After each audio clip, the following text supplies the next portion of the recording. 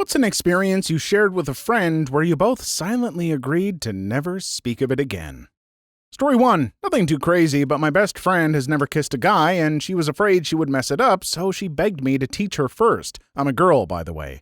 I agreed, and I knew she was nervous, so we had a few glasses of wine first, and then we tried to practice. I leaned in to kiss her, and she giggles, which makes me laugh. After several unsuccessful tries, we actually managed lip contact for about half a minute. I was really proud of her because I knew she was nervous. She suddenly bursts into tears and gets snot all over me and cries about being a bad friend for asking me to do this. I probably shouldn't have given her too much to drink. We never speak of it only because we know we will just laugh too much and she's mortified. Apologies, I tend to ramble. Story 2. When I was nearing the end of my freshman year of college, a few friends of mine dropped acid one Sunday afternoon. The acid was apparently very strong and all, but one of them went off trip-a-dip-a-doodling on their merry way. The one I speak of got stuck in his own head and was found wandering through the halls buck naked, with a blank expression on his face. Oh, and I also forgot to mention this was during a family visit weekend. Anyways, after a couple friends and I grab a towel and corral our friend, into a dorm room, he proceeds to sit on the bed and stare out the window, still completely naked. Being the irresponsible person I am, I realize that he's so out of touch with reality to the point that he may accidentally hurt himself if left alone, so I tell the gathering crowd that I'll stay with him and they can go enjoy the beautiful Sunday Santa Cruz afternoon. I then grabbed the nearest smoking device and got incredibly high while I had to stare for hours at my naked friend on LSD while he worked his way out of his psychedelic pickle. Several people casually walked into the room, stared at my friend, stared at me, left, and then turned around and left during this time. A few hours into my marathon pot-laden babysitting venture, he looked over at me, stood up to put his pants on, and said, "That was freaking weird." We haven't mentioned it since. Honestly, if there's anything people should take from this, is if you're experimenting with hallucinogens, you should have someone there you can rely on to help you out if things go a little sideways. Not that I've done hallucinogens or am encouraging you to do any because that isn't legal most places. But if I had done them, I'm glad I had someone to drag me away from the Christmas display I was yelling at from the middle of the street. Story 3. Content warning, self-harm. Scroll to the timestamp on screen to skip this story.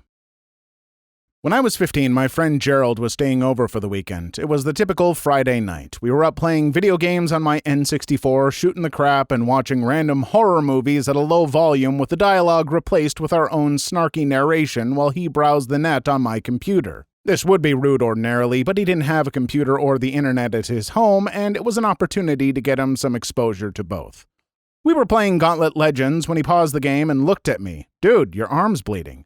"I must have got myself on a tree while I was dirt biking. It's nothing. I'm fine. Now let's kill some dwarves." We started up again, but I could see him looking at my arm every few minutes out of the corner of my eye. He paused the game again, dropped the controller between his knees. "So if you don't tell me what's actually wrong, I'm waking up your mom." "I'm fine." "Dude, cut the crap. When you got up to grab a drink, your sleeve pulled up and I saw him." I sat there for a bit, closed my eyes, and sighed. He knew, so there was no point in hiding it or keeping up the charade. He lifted my sleeve as I sat there and hung my head quietly, then backed away in hushed silence. When I looked up to make eye contact, his eyes were rimmed with tears. "Why would you do that to yourself, man? Those aren't clean lines. You carved them with something." "It's complicated." "Then freaking uncomplicate for me." So I told him the truth. I was deeply depressed, my family was disintegrating, and it was the only way to get that kind of bottled emotional pain out of my system. I was halfway through explaining myself when he wrapped his arms around me and hugged the breath out of me. "I love you, Snapjackal. Not in a gay way, you're my best friend and you're like a brother to me. I'm there for you, man. Just don't do this again, alright?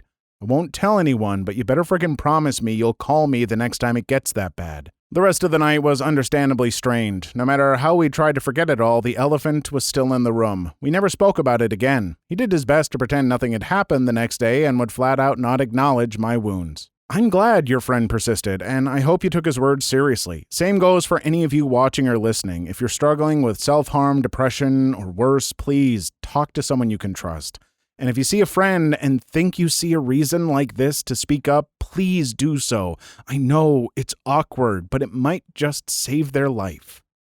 Story 4. I had to make a throwaway just for this. When I was about 4 years old or so, I had a best friend whose name shall not be disclosed. We will call him Tom. Tom and I lived in the same neighborhood, so we had plenty of opportunities to stay over at each other's houses while our mothers jibber-jabbered in the next room. When we were at my house, we played in the basement, which was outfitted as a playroom with trains and Legos and all sorts of fun things, like markers. So he and I are downstairs in the playroom, and he decides that he's done playing with the trains, so he picks up an orange marker. We didn't have paper, so he finds this felt artboard and colors on the white cardboard backing. I want to get along with him, so I do the same, choosing a green marker. Well, he soon gets bored with this as well, but he thinks the colors would look cooler if the lights were out. So he wobbles up to the light switch, climbs on top of the toy chest, and turns off the lights. The colors do indeed look cooler. Of course, coloring is only so much fun when one is full of chocolate milk, so we both get up and walk over to where we'd tossed our socks earlier. I don't remember why we took off our socks, but it must have been something they said because we immediately peed all over them. Our socks were soon thoroughly soaked with our urine. This gave Tom an idea. He looked down at his mini-member and thought to himself, "No, would it look really cool if it were orange?" At least I assumed he thought that because he then started coloring his wiener orange. Maybe he just wanted a better tan. And of course, Tom is absolutely right. It does look cooler. But you know what's even cooler than orange? Green. Green is so much cooler than orange. So I color my own Wrinkle Van Willie green. Cue our Catholic mothers. Tom's mother is absolutely horrified. At least, that's what my own mother tells me. To be honest, I don't remember much after coloring the felt dartboard. My own mother, thankfully, I guess, took a much more humorous approach. She thought it was hysterical. Anyway, they took us upstairs to the bathroom and made us wash our little dongs in the bathtub while my mother washed and dried our socks. After that, Tom and his mom went home. I've never heard anything about that incident from anybody aside from my mother, and vague memories are my only assurance that the story is true. In any case, neither Tom nor I had ever spoken of it, nor will I ever, except to my fiancé, because if I don't, my mother will. Story 5. I'm going to get cool story broed for this, but a few years ago I was at a party and had gone with a longtime female friend. All was well at first, but as the night went on, we both had a bit too much to drink. Her boyfriend of over 2 years had suddenly dumped her by text, and I had just found out my girlfriend had cheated on me. I say this because we both were dancing, and we were both buzzed and emotionally unstable. As a joke, she grinds into me, laughing as she does it, but I start getting aroused and grind back. I suddenly realize what I'm doing and back off, but her face is red and she's visibly aroused. She pulls me into the bathroom, and we proceed to do it. Not super hot, lustful, adult entertainment intercourse, but we both climax together, make out for a few minutes, then we both duck out, saying I had to hold her hair as she puked. The hostess, a mutual friend, offered us to stay the night, which we took her up on. She passed out. I was having a friggin' heart attack. We were buzzed. What if she freaks out? Did I just ruin a 7-year-long close friendship just to make my dong feel good and pee off our exes? A million things ran through my mind. I eventually nodded off. I woke up an hour later with her sprawled on me, which is fine. We've shared a bed more than a few times. She wakes up and blinks, looks at me, and goes, "What the frick? Buy me dinner first next time, dork." She ends it with a laugh that my face must have been ghost white. She hugs me and says, 2 consenting adults had intercourse. Plus, hey, better someone I know and trust than with some weird butthole who might have tried some crap.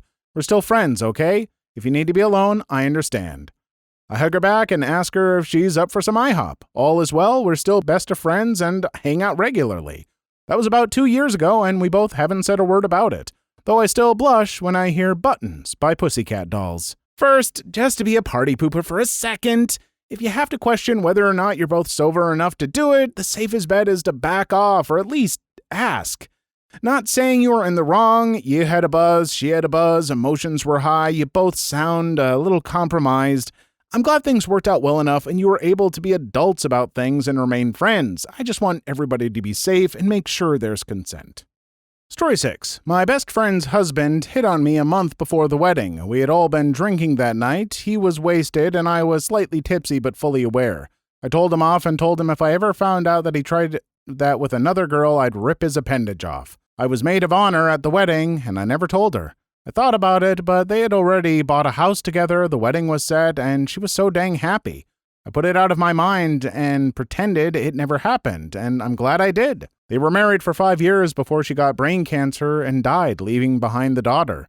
He was the most doting husband during 7 months she wasted away and is truly an amazing father. He's remarried now and the most loyal man I've ever met.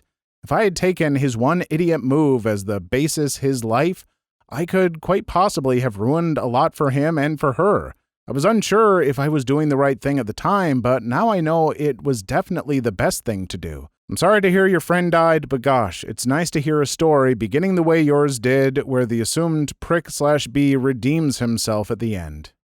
Story 7. A buddy of mine was driving with me as a passenger. We went down the road near his house along the lake when he says, "Check her out! A woman in a bikini was going down for a swim. What a butt!" He slowed down so I could roll down the window and do a cat call. We were stupid 17-year-olds. I was leaning out the window yelling, "Woo, baby, nice butt."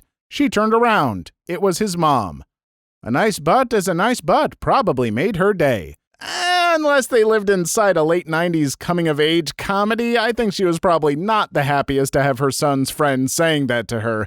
At least that is my hope. Also, don't catcall folks. Even the OP admits they were stupid 17-year-olds, but the rest of you have the chance to be smarter. Story 8. Me and my friends were both maybe 8 or 9, and we were watching adult entertainment in his basement. He says, "This might seem weird, but when I watch adult entertainment or see a hot girl, my wiener gets real hard and bigger." I say, having knowledge of this for some reason, "Your dong gets hard so it will fit into a vagina. A soft one would probably just mush to the side." I pretty much gave my friend the talk because his dad never did, or never got the chance because he died when we were 12. Story 9. Fricked my female friend at her brother's birthday party. I finished all over a huge beanbag. After we got cleaned up and everything, we hung out. His brother and his 11-year-old friends come running in. They start jumping on the beanbag that we forgot to clean. After jumping, most of them have noticed the wet spots on each other. We told them we spilled water and have not had a conversation about it to this day. Story 10. Went streaking with my male friend while very drunk. His big-boobed girlfriend decided to join in the nudity. I say she has nice boobs. Once they are revealed, friend decides he doesn't like me ogling her jumblies and decides to fight me. A drunken nude wrestling. Story 11. I, female, semi-drunkenly hooked up with one of my guy friends who I'd known for a long time. He had a really tiny penis, maybe 2 to 3 inches erect. He was really nervous about it, but I didn't really mind since he was quite good at oral. The next morning we were cuddling in bed and he begged me not to tell any of our friends about our hookup or his size. We are still good friends and his secret will always be safe with me. I mean, you did post about it for all the internet to see, but as long as your identity remains anonymous, I suppose he's probably safe. And even if he wasn't, those of you who struggle with your size, there's a lot more to intercourse than a big dong, so don't feel ashamed. There are plenty of folks out there who will love you and love boinking with you. Story 12. At his house at around the age of 13, we're making tea and I open the cupboard for mug. Inside is a Tupperware box with a large square tinfoil packet around the size of 0.5 kilo bag of sugar and a bunch of little bags of brown powder. I take the cups out and close the cupboard and don't say a word. 10 years on, and we still never discuss it, and I don't think I've talked about it with anyone else either. Interestingly, his dad is a lovely bloke and has been a very hands-on father despite divorcing from my friend's mum. Story 13. My best friend and I saw the Spice World movie when it was still in theaters. We never speak of it. I don't care what anyone says. That movie is hilarious. Story 14. Had a drunken 5-way with my roommate, his girlfriend, and another couple, 3 guys, 2 girls. We all ended up blacking out and only had vague memories of strip poker and awkwardness in the morning until we found the video. We all decided to delete the video and never talk about it ever again. The next month was very quiet. Tequila does the same thing to me, but I have fewer friends. Story 15. 6th grade, outdoor school. Him and I ate a lot of pudding, a crap load of pudding. That night we both booked it to the bathroom, almost crapping our pants. We get to the toilets and just let it rip, and holy crap did we crap. We're sitting in adjacent stalls and we're just laughing our butts off over the sound of each other's crap. Think fire hoses. Haha, good crap. We decided to never speak about that again, but really, it's not that bad. Pretty dang funny. I love pudding. Got some sugar-free dark chocolate pudding cups in my fridge. I was thinking of having one as a snack later this afternoon. Not anymore. Now every time I look at them, I'll be thinking of crapping my brains out. Wonderful. Story 16. In 7th grade, my best friend and I were playing basketball at the park. I had to crap so bad, but the closest toilet was across the street, so I stopped, crap, and pulled my shorts away from my body, and the crap fell without touching my shorts. We walk away casually, and no one saw. Story 17. Freshman year in college. Stupid drunk at ex's Halloween party. Few good friends show up thinking it was a random party. Got so trashed, I passed out only to wake up and chug a bottle of gin, vomited off the balcony, blacked out, woke up in my dorm bed completely naked with one of my buddies. That sucker puked in my Letterman. He did you a favor. Letterman jackets are just so... ugh. My parents had asked me if I wanted one all summer, and I kept saying, no, I don't like them. Oh, don't you want to show off your letters and all-state choir and drama and stuff? Nope. That Christmas, what do I get? Oh, a Letterman jacket. Thank you. Story 18. While living in a DC row house that had been built in the 1890s, we both saw something. He says it was a ghost. I saw a thin red line like a laser beam from floor to ceiling track across the room and stop in front of the television, then poof. He saw a brown-haired lady come in and scowl at him, then leave through the ceiling. He never came to my place again. Story 19. In grade school, a friend tried to make his pee hole bigger with an Allen key. I told him he shouldn't try, but he did it anyway. There was blood. It was pretty fricked up. He just wrapped his dong in toilet paper and nothing was said of the incident ever again. Story 20. Back in middle school, a friend and I, both girls, used to sit on the couch in my basement and use one of those giant yoga balls to press into each other's crotches to get off. It felt great, and we would softly talk dirty to each other the whole time. This happened 2 or 3 times she came over. Haven't talked about it since. Middle school's a little past the age of innocent curiosity and whatnot, but hey, teens and tweens experiment, and sounds like you did it safely. No shame there. But maybe some self-discovery to consider exploring? I don't know. Can't really say. Story 21. On a college trip abroad, best friend and I head up to our hotel room, get asked by one of our tutors to get the other tutor from his room, knock on the door, realize it's ajar. Sheepishly head in quietly. Big bag of nose candy on the bed with lines on the sideboard. Glanced at each other, shake heads, walk out, get pizza. Story 22. I, male, was probably 7 years old. My best friend's, male, house playing Mario Kart, and we caught his mom giving my dad a BJ. Proceeded to act it out and get caught by them. They were peed, but agreed to say nothing, and we said nothing to our other parents. Didn't really help. Both marriages were crap. Story 23. Content warning, self-termination. Scroll to the timestamp on screen to skip this story. I saved him from killing himself, and he made me stop thinking about self-termination as well.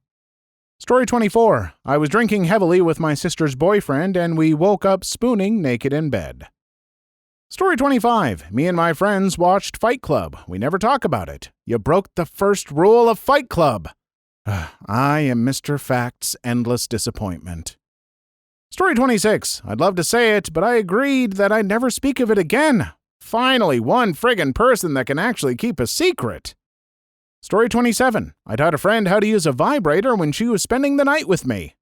Story 28. That one time we tried bro jobs. Choo-choo! Please leave your story in the comments. I would love to make a video on them in the future. Also, don't forget to like and subscribe.